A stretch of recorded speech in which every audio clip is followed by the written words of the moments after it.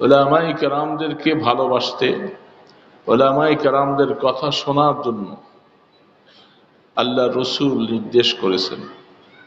কেন? দিন সম্পর্কে জানা, কোন রাস্তায় আমি পরিচালিত হলে আমি আল্লাহ পাকের কাছে নাজাত প্রাপ্ত হব, সেই পথগুলি উলামায়ে কেরাম কোরআন এবং হাদিসের আলোকে নিজেরা দায়িত্ব নিয়ে, মুসলমানদের মায়া মহব্বত নিয়ে তাদেরকে সেই পথে পরিচালিত করার জন্য চেষ্টা করেন। এজন্য জীবনের মূল্যবান সময়ের কিছু অংশ সময় পেলে উলামায়ে কেরামদের মজলিসে বসব, উলামায়ে কেরামদের কথা শুনবো। কি বলেন, রাজি আছি না আমরা ইনশাআল্লাহ? সারা দেশে আমাদের এই মৌসুমে বিভিন্ন মাদ্রাসায়, বিভিন্ন জায়গায় সামাজিকভাবে ওয়াজ নসিহত সংগঠিত হয়। উলামায়ে কেরাম দিক নির্দেশনামূলক আলোচনা করেন। যারা সেই আলোচনাকে পুঁজি করে চলতে চায় অবশ্যই তাদের জন্য কল্যাণ বয়ে আনবে। আর যারা উলামায়ে কেরামদের সাথে বিদ্বেষ পোষণ করে, উলামায়ে কেরামদের কথা শুনতে চায় না, তারা আল্লাহ পাকের কথাও শুনতে সক্ষম হবে না। কারণ আল্লাহ রাব্বুল আলামিন তিনি এই পৃথিবীর সমাজে মানুষকে সঠিক পথে পরিচালিত করার জন্য যুগে যুগে নবী রাসূল পাঠিয়েছেন। সর্বশেষ নবী আপনার আমার নবী আকায়ে নামদার তাজদারে মদিনা সরকারে দো আলম মাহবুবে খুদা ইমামুল আম্বিয়া খাতামুন নবিয়্যিন মুহাম্মদুর রাসূলুল্লাহ সাল্লাল্লাহু আলাইহি সাল্লামকে সর্বশেষ নবী হিসাবে এই উম্মতের দিশার হিসাবে পাঠিয়েছিলেন। তিনি সর্বজমানায় থাকবেন না। তিনি দুনিয়ার থেকে বিদায় নিয়ে মদিনায় রওজা আথারে আরাম করতেছেন। তিনি দুনিয়ার থেকে চলে যাওয়ার সময় তার এই দ্বীনের মশাল তিনি উলামায়ে কেরামের হাতে অর্পণ করেছেন। যে জাতি উলামায়ে কেরামকে নিজেদের রাহবর হিসাবে গ্রহণ করবে, তারা নবীজির অনুসরণ করলো, নবীজির কথাকে তারা পালন করলো। কারণ জাতির রাহবর হিসাবে নবীজির পক্ষ থেকে উলামায়ে কেরামকে দায়িত্ব দেওয়া হয়েছে। আর উলামায়ে কেরামের দায়িত্ব, সেই দায়িত্ব পাওয়ার পরে মুসলিম জাতির প্রতি মায়া নিয়ে, মহব্বত নিয়ে, ভালোবাসা নিয়ে তাদেরকে সঠিক রাস্তা দেখানো, সঠিক রাস্তায় তাদেরকে পরিচালিত করা, এটা উলামায়ে কেরামের নৈতিক দায়িত্ব। উলামায়ে কেরাম যদি সেই দায়িত্বে অবহেলা করে, অবশ্যই তারা কিয়ামতের ময়দানে রাসূলের সামনে জবাব দিতে হবে। এই জন্যেই উলামায়ে কেরাম হাজারো কষ্ট ব্যস্ততার মাঝে আপনাদেরকে সাথে নিয়ে এই ধরনের কিছু অনুষ্ঠানমালা উপহার দেওয়ার চেষ্টা করেন। অলিপুরি সাহেবের মতো মানুষকে এনে আপনাদের সামনে দ্বীনি কথা শোনাবার জন্য চেষ্টা করেন। এটা উলামায়ে কেরাম তাদের দায়িত্ব আদায় করতেছেন। এটা উলামায়ে কেরাম এর উপরে আপনাদের এহসান নয়, বরং উলামায়ে কেরামদের এহসান আপনাদের উপরে। কি বলেন, ঠিক না বেঠিক? আল্লাহু আকবার। আল্লাহ সুবহানাহু ওয়া তাআলা দুঃখ পরিতাপের বিষয়, আজ তো আমরা দেশের মধ্যে দীর্ঘদিন পর্যন্ত স্বাধীনভাবে ওয়াজ মাহফিলে অনেক সময় কথা বলতে পারিনি। কথা বলার আগে চিন্তা করা হয়েছে কি বলবো, কি দিক, কোন দিক থেকে নিষেধ চলে আসে, মাইকটা টেনে যাবে, নিয়ে যাবে, কণ্ঠনালী চেপে ধরবে, কোন দিক থেকে আবার মামলা হয়ে যায়, জেলে চলে যেতে হবে। এই বিভিন্ন রকমের ভয় ভীতির উপরেই আমাদের সময়টা কাটছে। কি বলে, ঠিক না বেঠিক? উলামায়ে কেরাম, তারপরেও উলামায়ে কেরাম হক বলতে পিছপা হয়নি, চেষ্টা করেছে বিভিন্ন আঙ্গিকে, ইশারায় হলেও কথাগুলি পৌঁছাবার জন্য। তারপরেও তারা অনেক সময় খুব কষ্ট দিয়েছে ওলামাই কেরাম। যে জাতি ওলামাই কেরামকে কষ্ট দেয় সেই জাতির উন্নতি হয় না, তারা অবনতির দিকে চলে যায়, তাদের পানিশমেন্ট আল্লাহর তরফ থেকে চলে আসে। কারণ ওলামাই কেরাম আল্লাহ পাকের প্রিয় ভাজন। ওলামাই কেরামকে আল্লাহ ভালোবাসেন, ওলামাই কেরাম আল্লাহকে বেশি ভালোবাসেন। এই কথাটা আমার নয়, আপনার নয়, আমাদের নবীজির নয়, দুনিয়ার কোনো মানুষের নয়। এই কথা সরাসরি রব্বুল আলামিন আল্লাহ পাক বলতেছেন, ইন্নামা ইয়াখশাল্লাহ মিন ইবাদিহিল উলামা। খাশিয়াতুল্লাহ, আল্লাহ পাকের ভয় ওই ব্যক্তি আদায় করবে, ওই ব্যক্তি অন্তরে জায়গা দিবে যার অন্তরে আল্লাহর মহব্বত আছে। যে সন্তান তার মাকে মহব্বত করে, বাবাকে মহব্বত করে, সেই বাবার কথার একটু উল্টা হলে মাঝে মধ্যে ভয়ও করে, শাস্তি দেয় কিনা, আব্বা রাগ করে কিনা, মা আমার উপরে নারাজ হয়ে যায় কিনা, এই জন্য একটু ভয়ও থাকে। মা বাবার ব্যাপারে কিছু খাসিয়ত থাকে, কিন্তু মা বাবাকে মহব্বতও অনেক বেশি করে। ঠিক না বেঠি? এই জন্য আল্লাহ রাব্বুল আলামিন বলেন, ওলামায়ে কেরাম আল্লাহকে বেশি ভয় করেন, আল্লাহ পাককে বেশি ভালোবাসে। এই জন্য আল্লাহর সাথে ভয় আর ভালোবাসার সম্পর্কটা ওলামায়ে কেরামদের কাছে। এটার মূল কারণ হলো তারা কোরআন হাদিস পড়ে, বুঝে, যেহেতু আল্লাহ পাকের শাস্তি কত কঠিন এটা তারা সচক্ষে কোরআনের মধ্যে দেখে, হাদিসের মধ্যে দেখে, দেখে দেখে তারা ভয় ভীতির উপরে চলে। রাস্তা বহুত পিছিলি হয়, এই পিছিলি রাস্তার উপরে চলতে বহুত চিন্তা ভাবনা করে চলতে হবে। তাই উলামায়ে কেরাম, হ্যাঁ, আবার এই কথা আমি একবারে বলি না যে উলামায়ে কেরামদের মধ্যে কুল্লা একেবারে পুরাপুরি সবাই 16 আনা সঠিক পথে আছে, সেটাও আমি বলি না। উলামায়ে কেরামদের মধ্যে আবার পথভ্রষ্টতার রাস্তা বেছে নেওয়ার মতো অনেক ওলামা আছে না নাই? তাদেরকে ওলামায়ে সু বলা হয়। এরা ওলামা নামধারী, যারা বিভিন্ন মাজারে গিয়ে তাদের মাজার ওয়ালাদেরকে উৎসাহিত করে, গান বাদ্যাওয়ালাদেরকে উৎসাহিত করে, ঢোল তবলা বাজাচ্ছে তাদেরকে উৎসাহিত করে, সেখানে ওয়াজ করে করে পকেট ভারী করে আসে। এরা ওলামা নয়, এরা ওলামা নামের কলঙ্ক। কয়েকদিন আগে আমাকে একজন ফেজে দেখাইছেন, ফেসবুকের মধ্যে 21-এর চোখ, 21-এর টিভির পক্ষ থেকে একটা সংবাদ তারা প্রচার করেছেন ফেজের মাধ্যমে, 21-এর চোখ। সেটা আপনারা কেউ দেখছেন কিনা আমি জানি না। আপনাদের মধ্যে এরকম কেউ আছে এখানে 21-এর চোখ এই ইয়ের মধ্যে, আমাদের ফেজের মধ্যে কেউ দেখেন নাই? একজনও নাই এখানে? নাম পরে বলতেছি, আগে আপনারা 21-এর চোখ এটা দেখছেন কিনা? ওটার মধ্যে আমাদের নারায়ণগঞ্জের একজন প্রভাবশালী মাজারওয়ালা জীবন বৃত্তান্ত, সেখানে কিছু কীর্তিকলাপগুলি তুলে ধরেছেন। কত রকমের ভণ্ডামি যে সেখানে চলে, এটা দেখে আমি অবাক হয়ে গেছি। এরা পীর, এরা মাজার পূজারী। সেইখানে আমাদের দেশে একজন বক্তা, সে গিয়াসউদ্দিন তাহিরি নামে, সেও সেখানে ওয়াজ করতে গেছে।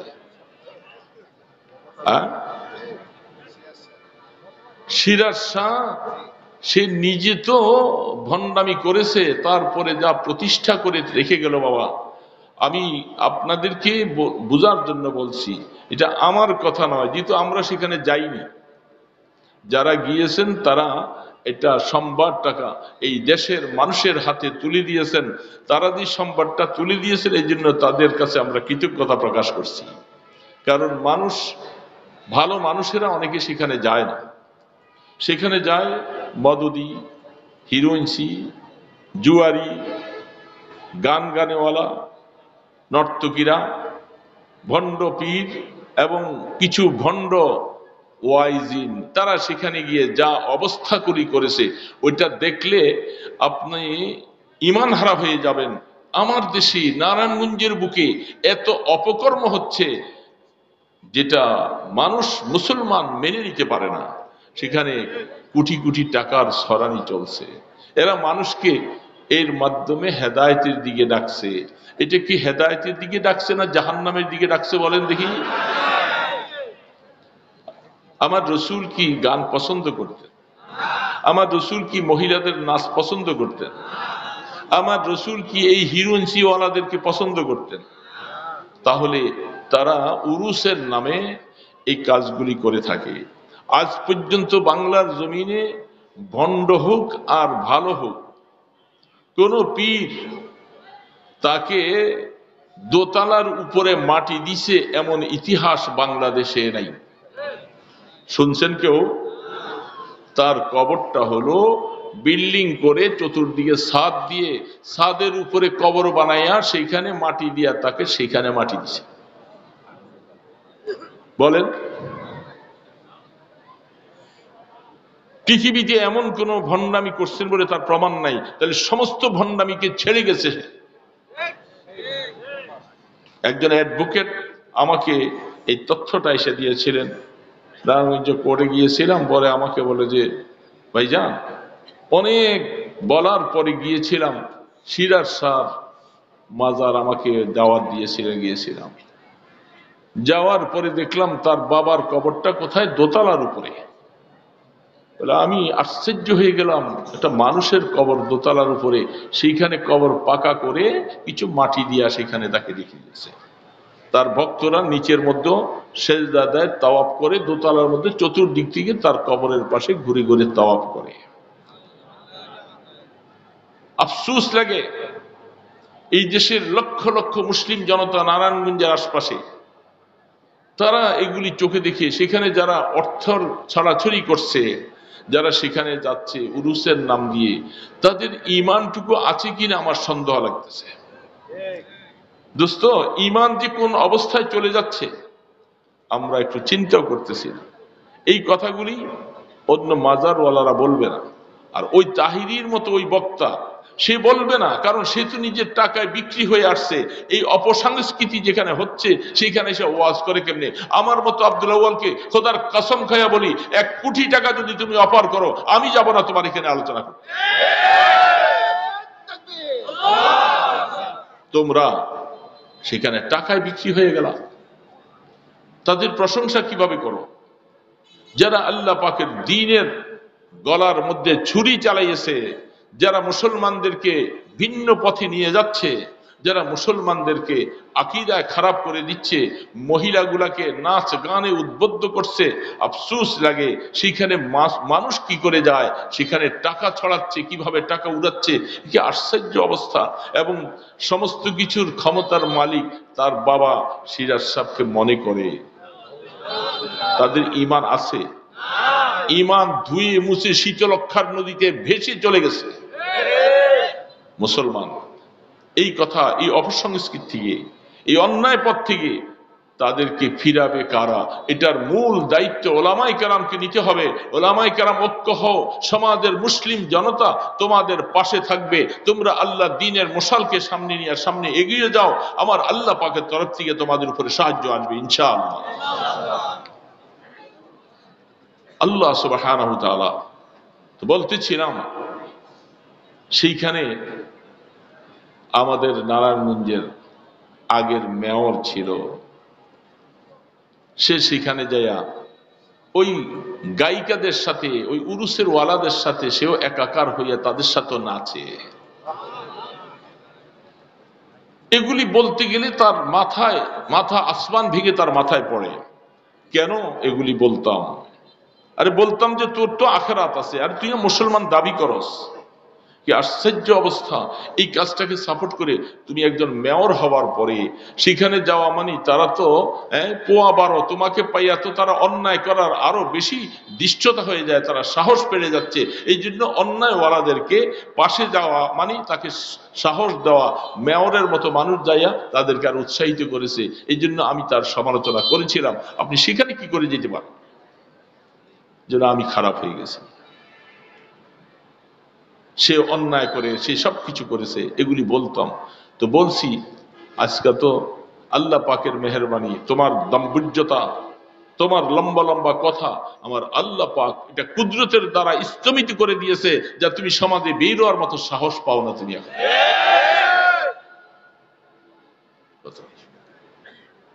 যারা উলামায়ে কেরামের কণ্ঠনালীকে আপনাদের ২৫০০-এর নামধারী বড় একজন এমপি উলামায়ে কেরামদেরকে স্টেজের মধ্যে বেইজ্জতি করেছে, তার নাম না দিলে সেখানে মাহফিল করা যাবে না, এবং কি তাকে লম্বা বক্তৃতা, আমি ২-৩টা প্রোগ্রামে গিয়েছিলাম, সাথে আমার সাথে কোনো বেয়াদবি করে নাই, মোটামুটি সালাম কালাম দিয়ে পাশে বসে কিছু কথা শুনছে। তারপরে তাকে মাইক ছেড়ে দিলে বড় ওয়াইজ, সে নিজে নিজের ইমানের খবর রাখে না, সে আপনাকে ওয়াজ করে। দুঃখ লাগে যে লোকটার গালের মধ্যে দাড়ি নেই। আপনারা বলেন এখানে অনেক দাড়ি ছাড়া মুসলমান আছে, নাই বলে আমি তা বলি না। যারা সবসময় দাড়ি কামায় তাদেরকে কবিরা গুনাহ বলা হয়। এই কাজটা, দাড়ি কামানো সুন্নত, কি বলেন, দাড়ি কামানো কবিরা গুনাহ। সবসময় কবিরা গুনাহ যারা করছে, মুরতাকিবে কবিরা গুনাহ যারা করে তাদেরকে ফাসেক বলে। যারা ফাসেকের প্রশংসা করে, ইহতাজ্জা আরশুর রহমান, আল্লাহ পাকের আরশ পর্যন্ত থরথর করে কাঁপে যে একটা ফাসেকের প্রশংসা কেমন করে করলাম। তো এত বড় ফাসেক হইয়া মাইক হাতে নিয়া আপনাদের সামনে লম্বা বক্তৃতা করতে থাকে, মানুষগুলিও শুনে কি করবে, কি করবে। উনি এখন বড় পদের মধ্যে আছে, মানুষ মনে চায় না যে উঠে যেতে, উঠে গেল তাকে আবার বসিয়ে দেয় ধমক দিয়া, তার কথা শুনতে হবে, ফাসিকের কথা শুনতে হবে। উলামায়ে কেরামদের সাথে দুর্ব্যবহার করেছো, আজকাল তুমি কোথায়? উলামায়ে কেরাম ইনশাআল্লাহ তার জমিনে আছে, তার জেলায় আছে, তার থানায় আছে, কিন্তু তুমি কোথায়?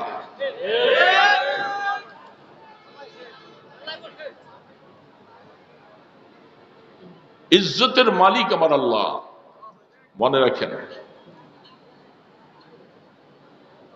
আল্লাহ রাব্বুল আলামিন এই জমিনটা, হ্যাঁ আমি আবার এই কথা আপনাদেরকে বলতেছি, যেহেতু মানুষ যখন জুলুম করতে থাকে, অন্যায় করতে থাকে, করতে করতে করতে করতে যখন এটা উপচে পড়া শুরু হয়ে যায়, তখন আল্লাহ পাকের ধৈর্যের বানটা ছেড়ে যায়, তখন আল্লাহ পাক পানিশমেন্ট দেওয়া শুরু করে।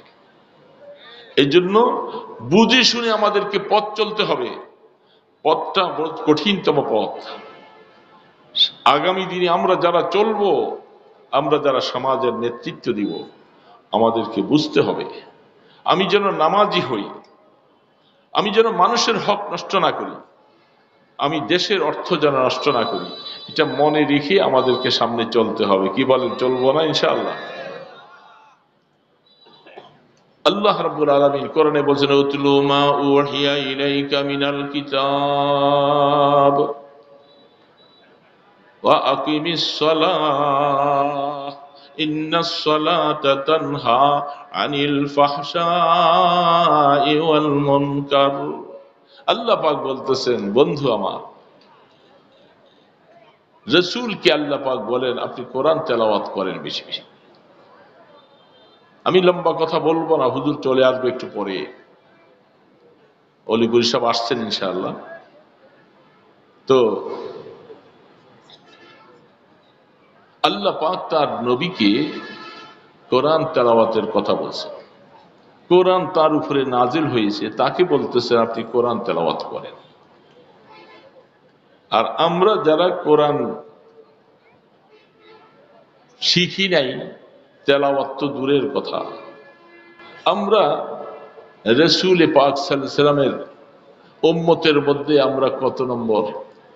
আমরা কোরআন তেলাওয়াত করি না, এমনকি কোরআন বুঝিও না। দুইটার কারণে আমাদের ভিতরটা অন্ধকার হয়ে আছে। আমরা অনেক ক্ষেত্রে হক আর বাতিল নির্ণয় করতে পারি না, তখন বাতিলরা আমাদেরকে যেদিকে ধরে টানে আমরা সেদিকে চলে যাই। আরে আপনারা আগে আসেন না, এসে বিরত। মানুষকে পথভ্রষ্ট করার জন্য সবচেয়ে বড় একটা কারণ হলো যে জাতি কোরআন থেকে পিছে সরে থাকে, যে জাতির দিলের মধ্যে কোরআনের কোনো নূর নাই, কোরআনের উপরে চলার মতো অবস্থা নাই, সেই জাতিকে পথভ্রষ্ট করা, বিভ্রান্ত করা বিজাতিদের জন্য সহজ। দুঃখ পরিতাপের বিষয় শোনেন, পরশুদিন না গতকাল রাজশাহী থেকে সফর করে আসছি। সেখানে অনেক বড় মাদ্রাসা, বাংলাদেশের বৃহত্তম মাদ্রাসা। সেখানে একজন মুহাদ্দিস সাহেব বলেন, হুজুর আমাদের এই দিকে, ওই দিকটা তো এনজিওদের অনেক বেশি প্রভাব। তারা কিভাবে মানুষকে খ্রিস্টান বানাবার চেষ্টা করছে, তিনি আমাকে একটা কাঠগুজারি শোনালেন।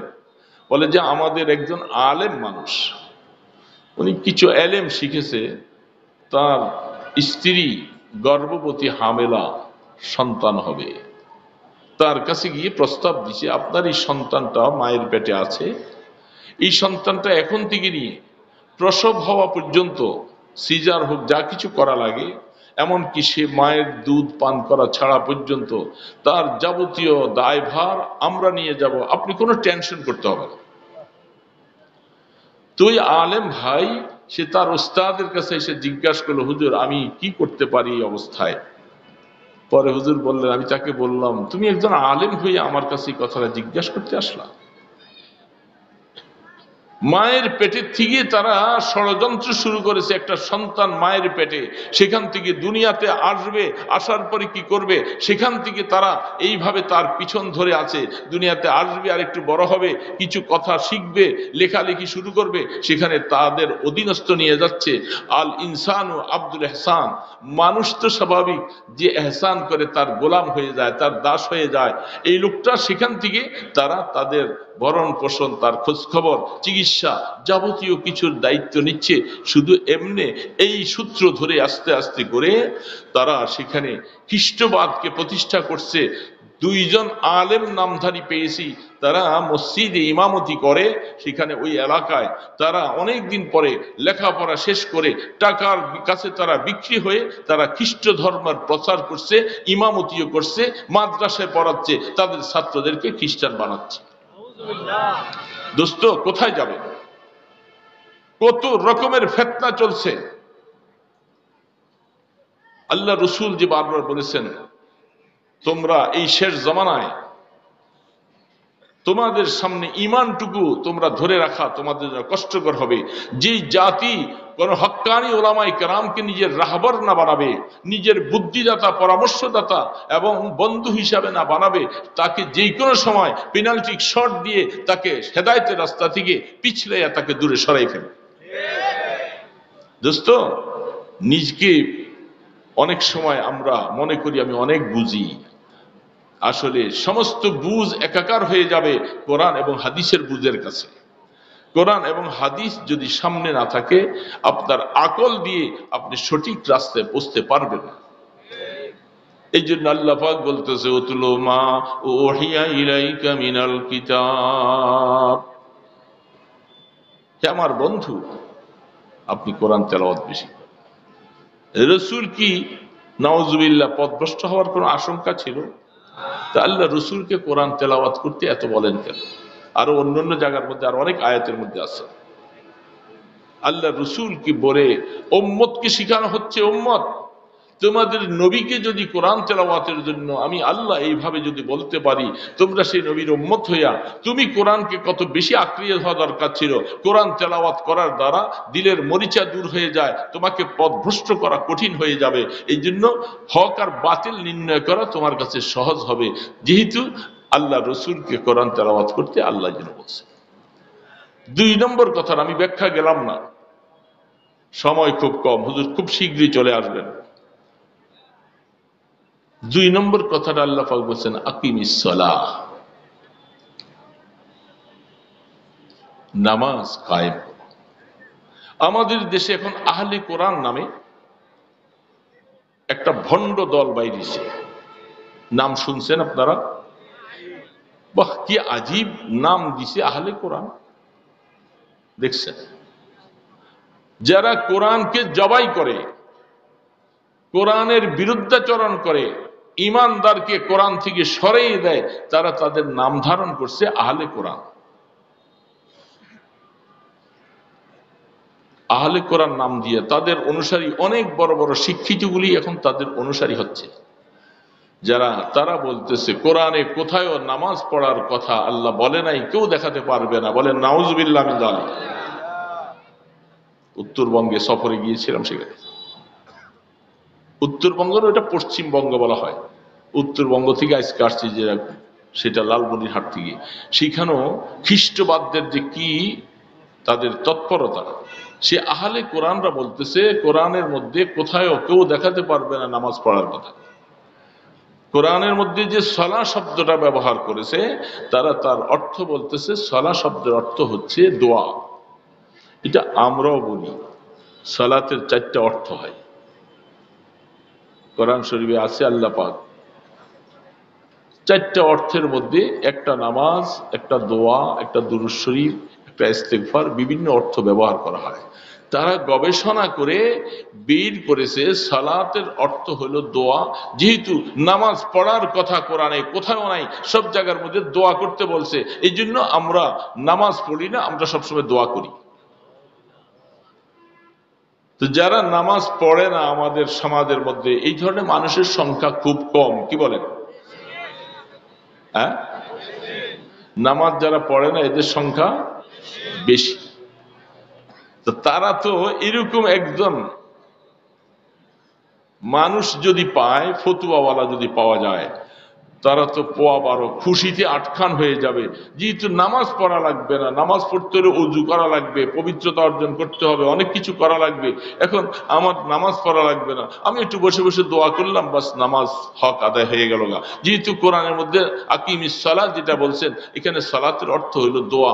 এই জন্য তাদের সাথে তাদের অনুসারী বহু মানুষ নামধারী মুসলমান ছিল, এগুলি সব মোরতাদ হয়ে গেছে, ঈমান হারা করে তারা এখন নামাজ ছেড়ে দিয়েছে, বলে নাউজুবিল্লাহ মিন যালিক। এদের নাম হলো আহলে কোরআন।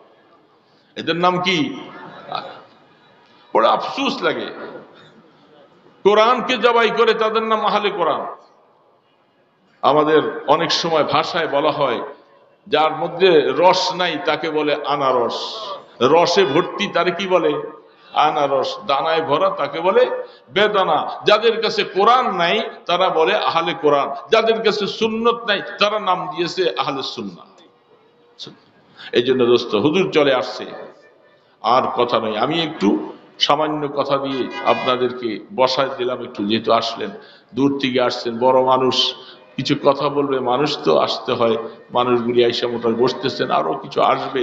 এই জন্য হুজুর, আল্লাহর বান্দারা যারা আসতেছেন সকলে হুজুরের আলোচনা শোনার জন্য, আমি শুনতে মনে চায়, কিন্তু আসলে আমি অত্যন্ত অসুস্থ, তার অনেক দূর থেকে সফর করে, সেই লালমনিরহাট থেকে সফর করে আসছি, আইসা এখনো বিশ্রাম করতে পারিনি। আগামীকাল আমার একটা অপারেশন আছে, আমি হাসপাতালে ভর্তি হব, দোয়া চাইতেছি। হুজুরও অসুস্থ, আল্লাহ পাক হুজুরের হায়াতের মধ্যে যেন বরকত দান করেন, সুস্থতার হায়াত যেন দান করেন, এই উম্মতকে যেন আরো কিছু দিক নির্দেশনামূলক আলোচনা করে এই উম্মতকে যেন শান্তি করে দিতে পারেন, আর পথভ্রষ্টের পথ থেকে আমরা যেন বাঁচতে পারি। আল্লাহ পাক হযরতের হায়াতের মধ্যে তৈয়বা দান করেন, বরকত দান করেন। ওয়া আখিরু দাওয়ানা আনিল হামদুলিল্লাহি রাব্বিল আলামিন। আসসালামু আলাইকুম ওয়া রাহমাতুল্লাহি ওয়া বারাকাতুহু।